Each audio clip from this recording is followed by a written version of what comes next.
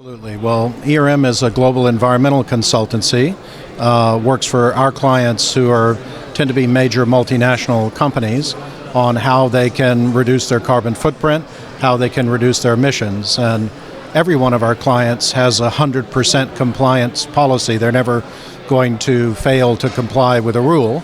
But most of our clients want to look strategically. They want to look at future investments. They're concerned about the cost of carbon. So they want to know what their mitigation options are. So we do mitigation assessment. We look at marginal abatement cost curves.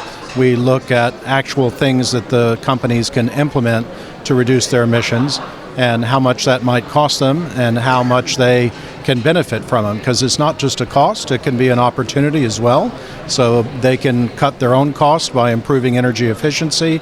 They can move into renewable energy and other options by installing bits of kit that make their operation more efficient or less polluting or less carbon intensive. Then it can serve to make them more competitive at the same time. Would you say that your clients are more interested in green business, or do they have an ecological consciousness? Some of our clients are interested in green business.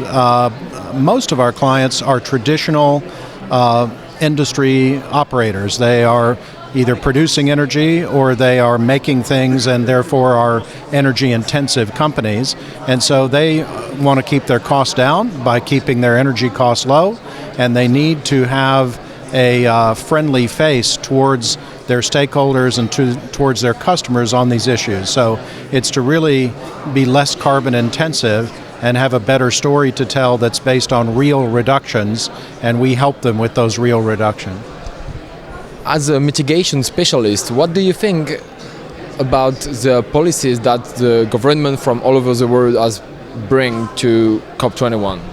Well, it's a really important development. The sort of bottom-up pledge and review, the INDCs, are different amongst the different countries. ERM's done an analysis of these commitments, and we found 4 different types of targets that are being taken on board. Some are absolute commitments, some are relative commitments against a baseline, and what it means for our clients is they're going to have to look at what they do differently in the different countries. It's a patchwork of requirements, but they're all in the same direction of reducing your carbon intensity, reducing your emissions. But what they require in the different plans is pretty different between the 160 countries that have turned them in. So what our clients are looking for are ways they can take approaches across their business, but adapt those approaches in the different countries that have different plans. Thank you very much, Mr. Solsbery.